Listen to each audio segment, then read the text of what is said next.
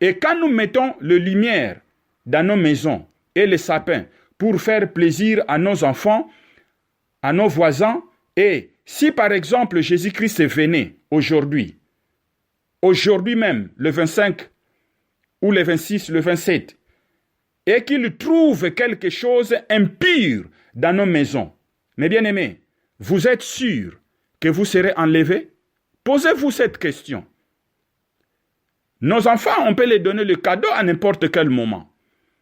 Durant l'année, il n'est pas toujours appelé qu'on puisse le faire pendant le Noël, pendant les fêtes, en suivant le même rythme que les païens sont en train de le faire.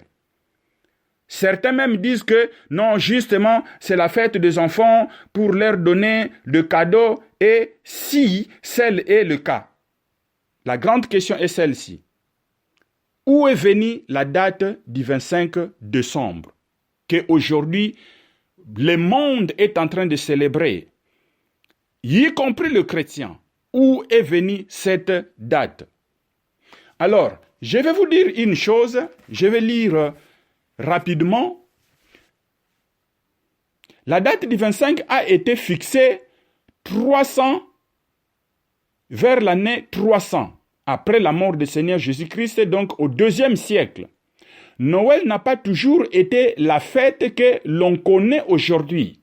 Depuis des millénaires, dans de nombreuses régions du monde, le mois de décembre est le théâtre des rites, notez bien, des rites et de célébrations liées à la lumière.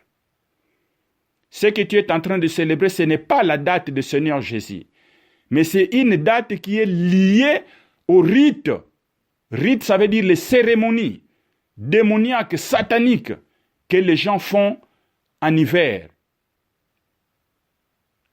Pourquoi on célèbre cette date comme la fête des Lumières? Écoutez bien, différentes cultures et religions ont contribué à travers des âges ou des siècles bien entendu, à créer l'esprit de Noël, à la croisée des chemins entre paganisme et chrétien. Le fait du solstice d'hiver, la fête là, les cérémonies là, le rite là, on appelle ça jusqu'aujourd'hui le fait du solstice d'hiver, avant d'être une fête chrétienne. Noël était un rite païen. Mon frère, ma soeur, toi qui veux aller au ciel, mais tu te mets à célébrer un rite païen. Je sais que d'une manière inconsciente que vous le faites.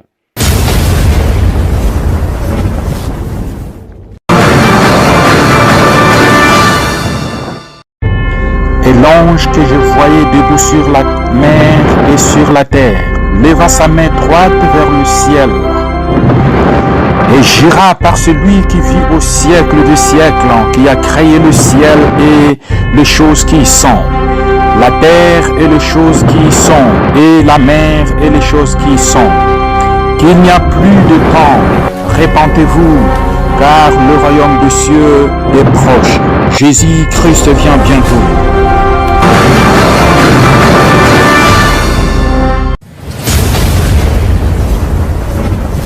Hosanna, peuple de Dieu, béni celui qui vient au nom de l'Éternel. C'est bien moi, votre frère Aaron Gongo. Je viens encore une fois de plus devant votre poste télévisé pour essayer un peu de réconforter quelqu'un de la fin de cette année.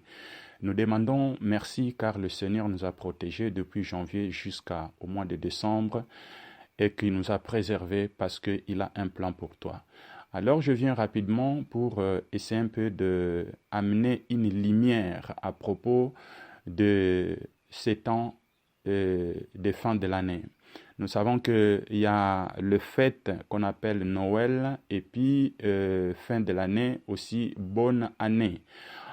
Et beaucoup d'entre nous, étant que chrétiens, nous sommes vraiment ignorants de ces fêtes ici parce que ce sont les fêtes que qui couvre en fait le nom de Jésus-Christ, soi-disant Noël, c'est le 25, la date où le Seigneur Jésus-Christ est né. Alors, beaucoup d'entre nous se fait prendre dans les pièges. Mais je viens vous dire que le Seigneur Jésus-Christ n'est pas content quand un chrétien célèbre cette fête. Et nous allons essayer de voir d'abord, bibliquement parlant, étant que chrétien, qu'est-ce qui s'était passé le jour où le Seigneur Jésus-Christ est né. Alléluia.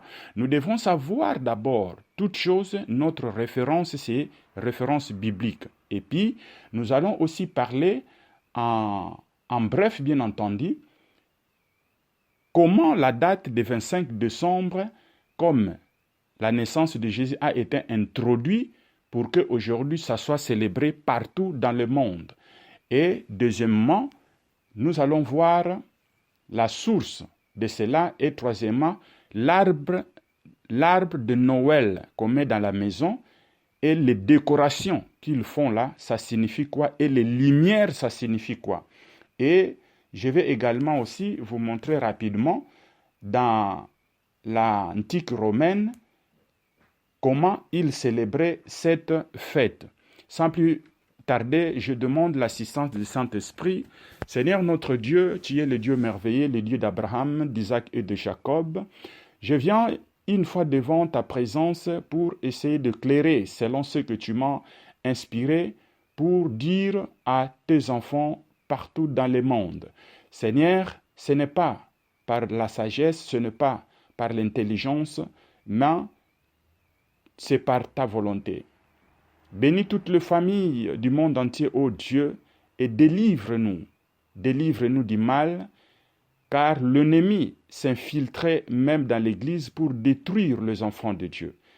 Seigneur, merci, que ton esprit soit avec nous, l'Esprit Saint règne dans nos pensées et dans nos cœurs pour que tes enfants prennent dans la positivité ce message qu'ils vont entendre au nom de Jésus.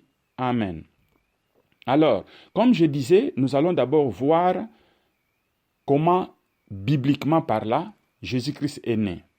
Mais bien aimés, Jean chapitre 2, le verset 32 dit que nous connaîtrons la vérité et la vérité nous affranchira.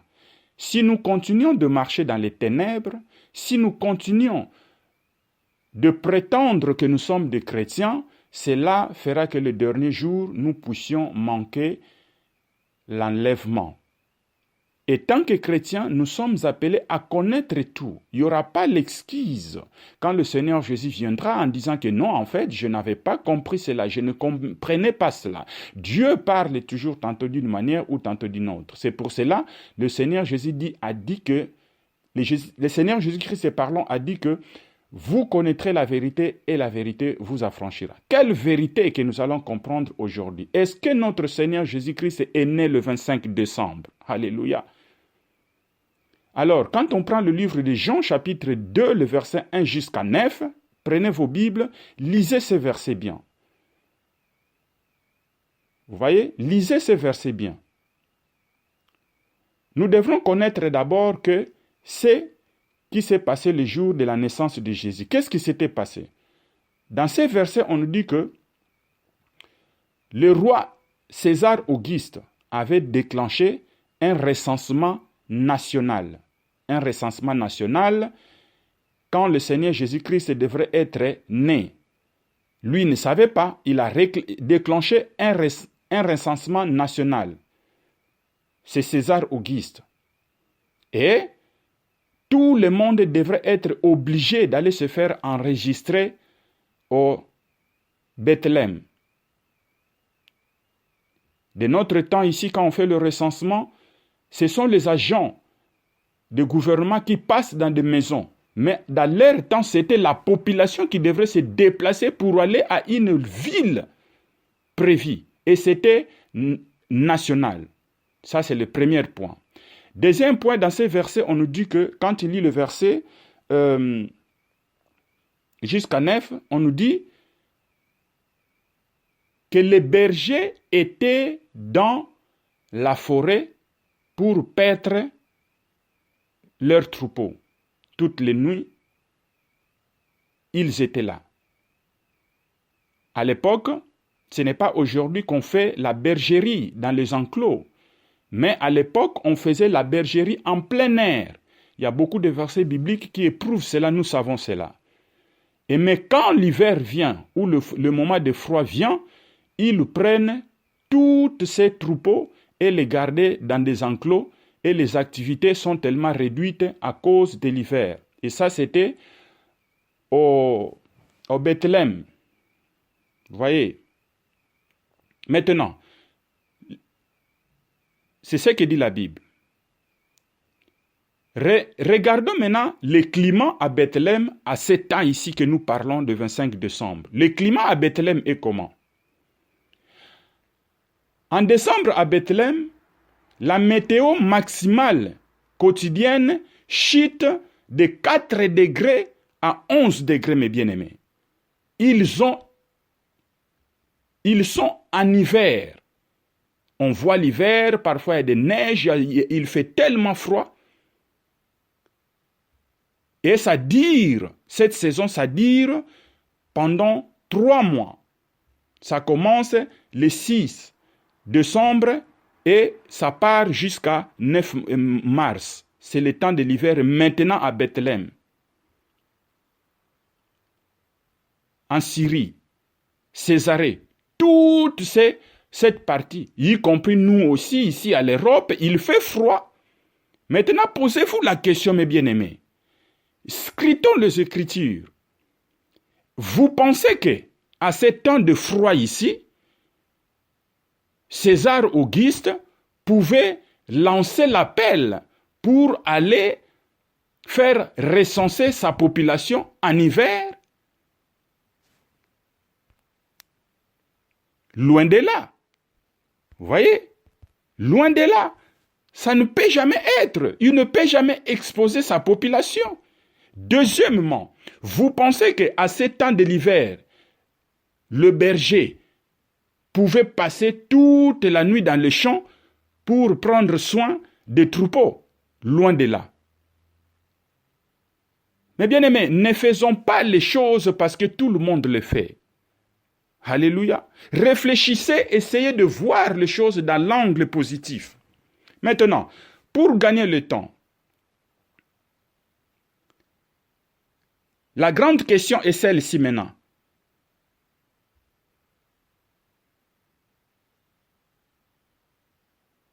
La grande question est celle-ci. Où est venue la date du 25 décembre qu'aujourd'hui le monde est en train de célébrer, y compris le chrétien? Où est venue cette date? Alors, je vais vous dire une chose, je vais lire rapidement. La date du 25 a été fixée vers l'année 300, après la mort du Seigneur Jésus-Christ, donc au 2e siècle. Noël n'a pas toujours été la fête que l'on connaît aujourd'hui.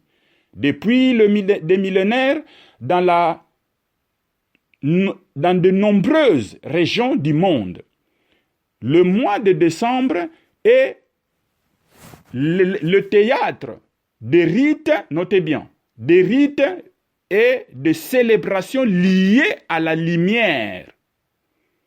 Ce que tu es en train de célébrer, ce n'est pas la date du Seigneur Jésus, mais c'est une date qui est liée au rite. Rite, ça veut dire les cérémonies démoniaques, sataniques que les gens font en hiver. Pourquoi on célèbre cette date comme la fête des Lumières? Écoutez bien. Différentes cultures et religions ont contribué à travers des âges ou des siècles bien entendu, à créer l'esprit de Noël, à la croisée des chemins entre paganisme et chrétien. Le fête du solstice d'hiver, la fête là, les cérémonies là, le rite là, on appelle ça jusqu'à aujourd'hui le fête du solstice d'hiver, avant d'être une fête chrétienne. Noël était un rite païen. Mon frère, ma sœur, toi qui veux aller au ciel, mais tu te mets à célébrer un rite païen. Je sais que d'une manière inconsciente que vous le faites. C'était un rite païen qui célébrait le solstice d'hiver, son nom. Le nom de la fête là, le créateur de ce rite là, son nom il s'appelle Yule. Y-U-L-E.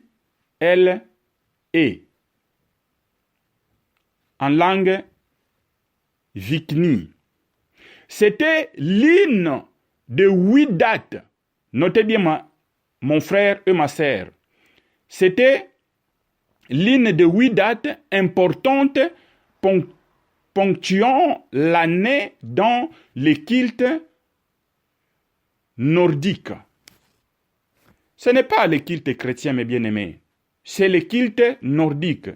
Chacune correspondait à un moment important du cycle des saisons et données liées à des célébrations. Nombre de ces fêtes sont encore partie de nos traditions. Nous avons simplement oublié leur origine car les religions plus récentes se sont réappropriées. Les choses qui étaient jadis, les choses païennes, mes bien-aimés, c'est maintenant rentré dans l'Église. La Bible dit que Satan se transforme en ange de lumière. Tout ce qui était dans le paganisme entre maintenant dans l'Église. C'est ce que nous voyons aujourd'hui aussi. Aujourd'hui, on ne parle pas de féticheurs. Aujourd'hui, on ne parle pas de magiciens. Tous ces gens-là se sont transformés en pasteurs, en prophètes. C'est maintenant à l'Église. Où va-t-on l'Église aujourd'hui, mon frère et ma sœur? Vous voyez? Et comment le pratique et le rituel est entré à l'Europe maintenant? Parlons d'abord de ces points-là. Au nord de l'Europe, à partir de novembre, le soleil disparaît. Écoute maintenant pourquoi ils appellent ça la fête des Lumières. Donc, au nord de l'Europe, à partir de novembre, le soleil disparaît et s'obscurite, s'installe pour quelques semaines, selon les croyances ancestrales. Vous voyez? Ce sont les croyances ancestrales, mon frère, ma sœur. Selon les croyances ancestrales, dans la nuit du 31 octobre au 1er novembre, il n'y a plus de soleil parce que c'est l'hiver. Pourquoi on appelle ça la fête de lumière? Le soleil disparaît à l'Europe du 31 octobre au 1er novembre. La frontière entre le monde des morts et le monde des vivants est ouverte. C'est ce qu'on appelle Halloween. Rappelez-vous que en 1er novembre, les gens fêtent Halloween. Et Halloween, là, c'est la fête des morts. La fête des démons, nous le savons. Maintenant, la frontière maintenant du monde des morts et le monde des vivants est ouvert. Écoutez, là où est venue la fête des Lumières. L'âme du soleil monte au ciel et ne redescend que quelques semaines plus tard, lors du solstice, autant pour moi, solstice d'hiver. Donc à partir de ce moment, l'âme du soleil maintenant monte. Et ça va redescendre maintenant au solstice. C'est une fête, une célébration satanique, une célébration qu'on appelle solstice. Donc S-O-L-S-T-I-C-E.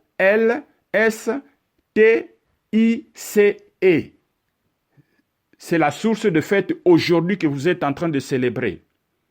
Date à partir de laquelle le jour commence à s'allonger. C'est la renaissance du soleil. Est-ce que vous comprenez, mon frère et ma sœur?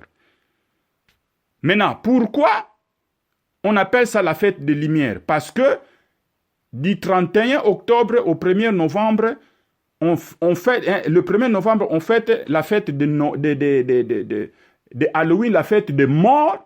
Et à partir maintenant le 25, les jours commencent à se prolonger parce que le soleil se lève maintenant. C'est toujours le 25. Nous qui sommes en hiver, nous allons bien comprendre, et à l'Europe plutôt, nous allons bien comprendre cet article, ce que je suis en train de vous dire, ma sœur et mon frère. Voilà. Maintenant, la fête de lumière.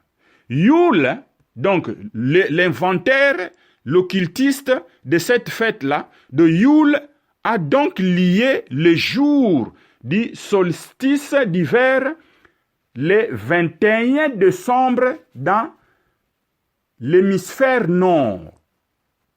C'est le jour le plus court de l'année. Lors des solstices, l'axe de la Terre atteint son inclinaison maximale avant de repartir dans la direction opposée. On arrive au bout d'un cycle. Ça, c'est le 21 décembre. On commence un nouveau cycle.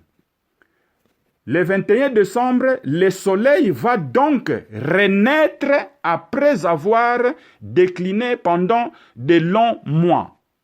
C'est la victoire de la lumière sur l'obscurité, reprise par le chrétien avec le concept de la nativité. Cette renaissance de la lumière a été relais à la naissance de Jésus-Christ. Vous voyez, pendant que vous célébrez la naissance de Jésus, bibliquement parlant, on a vu, il n'est pas né à cette date compte tenu du climat qui règne au niveau de Bethléem à ce moment ici. Mais eux, ils sont en train de fêter leurs rites parce qu'ils étaient en hiver pendant quelques mois. Maintenant, c'est l'apparition du soleil. Et comment maintenant ils vont envoûter les gens d'une manière inconsciente? Ils ont pris le rite là et les dates là, ils ont introduit cela maintenant dans le christianisme. C'est ce qu'on appelle la fête du soleil. Mais bien aimé, pendant que tu vois le test, pendant que tu souhaites quelqu'un bonne année, joyeux Noël, tu es en train d'être initié d'une manière inconsciente. Vous voyez, bon, pour gagner le temps, on part maintenant dans l'arbre de Noël. L'arbre décoré nous viendra aussi des cultures nordiques. Cet arbre-là que vous mettez dans des maisons. Ce serait une référence à l'arbre du monde dans la mythologie nordique. Un arbre sacré qui prend appui sur la terre et monte vers le ciel. De physiquement, spirituellement par là, reliant trois mondes. De cet arbre que vous mettez dans vos maisons là, ça relie les trois mondes. Un, le monde de Dieu. Le Dieu c'est au pluriel bien entendu. Le monde des humains et le monde d'obscurité. Alléluia. Vous connaîtrez la vérité et la vérité vous rendra libre. Il ancre ses racines dans le monde obscur, tandis que ses branches surportent la voûtée céleste constituant un passage entre le Dieu et les hommes. Le Dieu qu'on parle ici, c'est au pluriel. Donc le Dieu des rituels, ça relie maintenant ces gens-là au Dieu, à nous qui sommes hommes. Lors de Yule, le soleil revient sur la terre par ses passages, tout comme le Père Noël descend par la cheminée. C'est là où tu vois, il met le cavalier qui est en train de s'envoler dans l'atmosphère céleste. Vous voyez des décorations là. Mais bien aimé, c'est tellement terrible. Maintenant l'étoile qu'ils mettent au-dessus de cette arbre. L'étoile du sommet du sapin fait quand à elle référence à l'étoile polaire. L'étoile polaire qui fait partie de la constellation de la petite ours. Constellation qui ressemble étrangement au traîneau du Père Noël. Vous voyez, donc c'est une étoile qui est en train de donner, c'est comme si un passage comme l'étoile polaire. Et vous savez également dans le verset que nous avons lu, dans ce chapitre, le roi mage, il suivait quoi? Il suivait l'étoile. C'est comme bien aimé, l'étoile là, est-ce que c'était l'étoile de Dieu?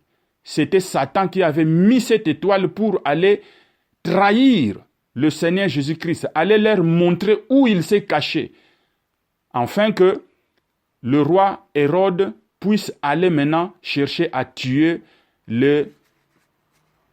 l'enfant Jésus-Christ. Mais bien aimé, je pense qu'à partir de là déjà, vous avez compris. Il faut attendre à plusieurs siècles avant de retrouver cette tradition en Europe. Le premier arbre du Noël décoré font leur apparition en Alsace. Ceux qui sont en France, ils connaissent. C'est en France, en Alsace, que le premier arbre de Noël a été décoré. Et certains attribuent aussi à Luther la décoration du premier arbre du Noël avec des bougies.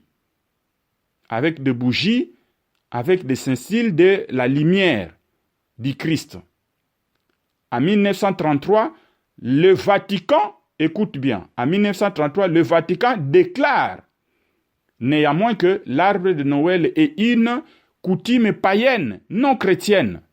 Ça, c'était les vrais chrétiens quand ils ont commencé en 1933. Ils ont compris que cette action-là a été commencée et a commencé en France, à Alsace. Et ils avaient dit que cette coutume est coutume païenne, ça ne peut jamais être à l'église. Mais le siècle qui venait, les dates qui avançaient, aujourd'hui, c'est maintenant accepté dans le corps du Christ pour camoufler. Mais bien aimé, ça fait très mal quand je vois les chrétiens qui vivent dans l'ignorance parce que tout simplement, ils ne veulent pas. Parlons maintenant des cadeaux qu'ils donnent. Les cadeaux qu'ils donnent, dans la Bible, on nous dit que le roi mage était parti pour aller donner le cadeau chez le Seigneur Jésus-Christ. Et aujourd'hui, à qui on donne les cadeaux? À nos enfants, à nos amis, à nos collègues. Qu'est-ce que tu as donné à Dieu? Si réellement c'est une fête chrétienne. Qu'est-ce que réellement qui est en Christ dans les fêtes de Noël là? Si ce n'est que la fête de business. Alléluia. Mais bien aimé, je vais vous dire une chose.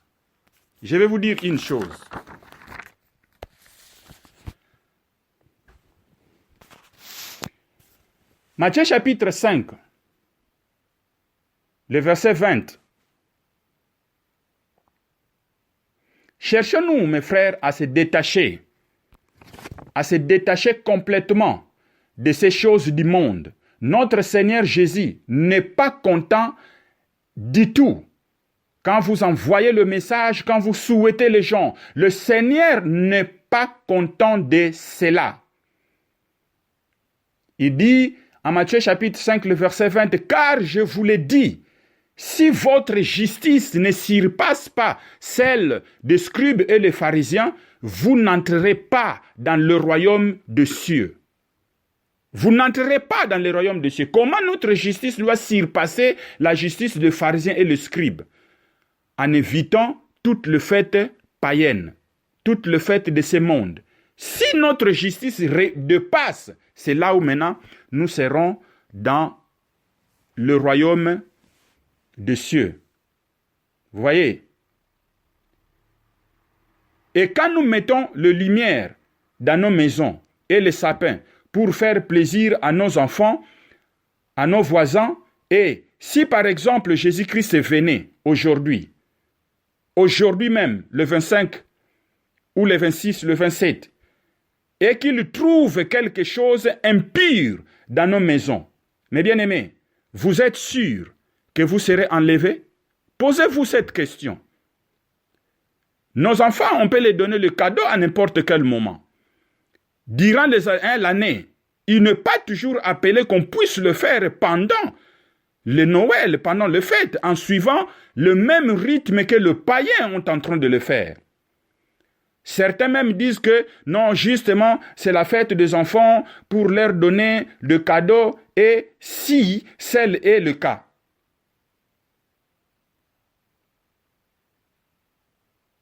Tu vois? Parce que Matthieu chapitre 2, le verset 11, nous disait qu'ils ont donné les cadeaux, comme je dis, au Seigneur Jésus-Christ. Ils ont amené de l'or, de l'encens et de la menthe, différents cadeaux. Mon frère, ma sœur, pour clôturer, je vais vous rappeler deux choses. Le Seigneur parle tantôt d'une manière ou tantôt d'une autre. Il est en train de... Merci Seigneur. Je vois, c'est comme si il y a une cloche, une sonnerie. Vous voyez les grandes cloches là? Comment on appelle ça en français? Ah oui, les cloches, je pense. Qui est par exemple dans les églises catholiques, le grand là. Je vois, il est en train, merci Seigneur, je vois, il est en train de prendre de cloches, de sonneries là, le gros sonnerie là. Il est en train de sonner cela. Gong, gong, gong, c'est ce que je suis en train de voir dans l'esprit. C'est ce que je vois dans l'esprit. Alors, le Seigneur, merci Seigneur Jésus. Le Seigneur me dit de vous dire, 2 Corinthiens chapitre 6, le verset 17. 2 Corinthiens chapitre 6, 17. Il dit ceci, c'est pourquoi sortez du milieu d'eux et séparez-vous, dit le Seigneur. Ne touche pas à ce qui est impur et je vous accueillerai. Alléluia. Le Seigneur vient vous dire, mes bien-aimés, sortez du milieu d'eux. Du milieu d'eux, c'est quoi? C'est le fait paganisme. Tout ce qui est de ce monde, sortez au milieu d'eux. Si vous ne voulez pas, si vous voulez que vous soyez pire, il dit séparez-vous. Il doit y avoir la différence entre les enfants de Dieu et les enfants qui servent le monde. Satan camoufle beaucoup de choses dans son royaume pour les infiltrer à l'église, comme je viens de le dire maintenant. Alléluia. C'est ainsi qu'il vous accueillerait. Enfin, il me parle d'Apocalypse, chapitre 18, le verset 4.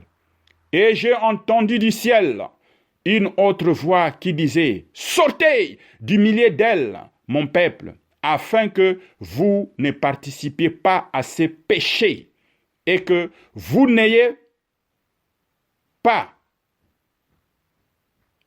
pour que vous n'ayez pas de la part à ces fléaux.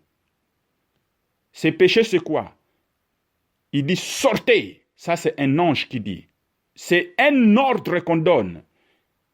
Frères et sœurs, arrêtez de célébrer le fête de Noël. Le Seigneur dit arrêtez. Il ne prend pas plaisir à ça.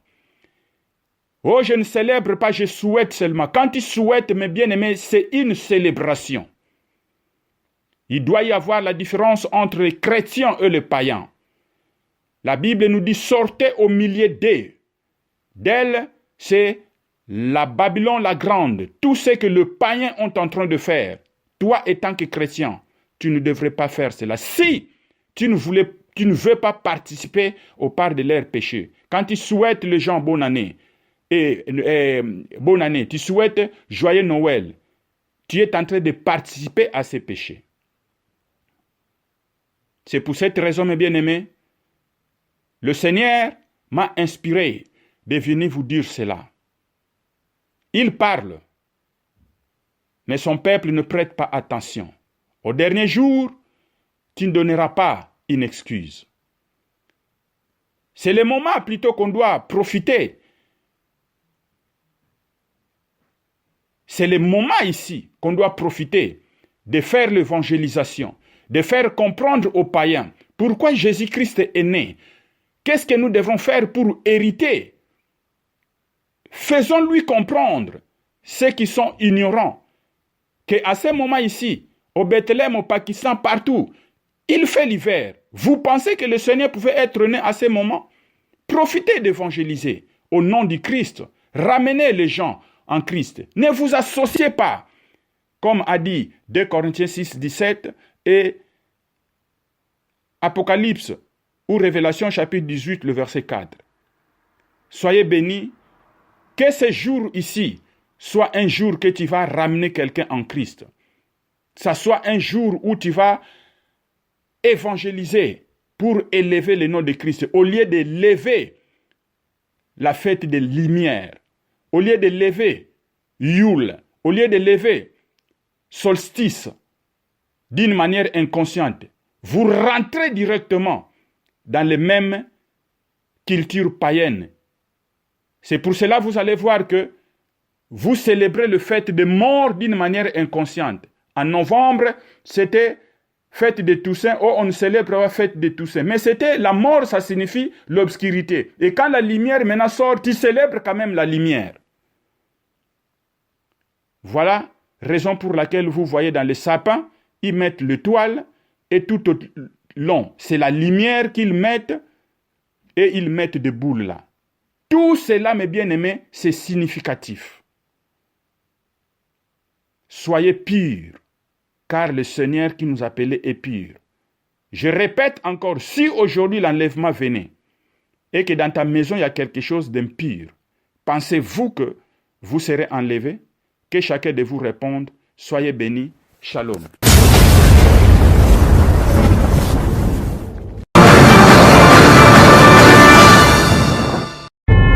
Et l'ange que je voyais debout sur la mer et sur la terre leva sa main droite vers le ciel et jura par celui qui vit au siècle des siècles, qui a créé le ciel et les choses qui y sont, la terre et les choses qui y sont, et la mer et les choses qui y sont, qu'il n'y a plus de temps.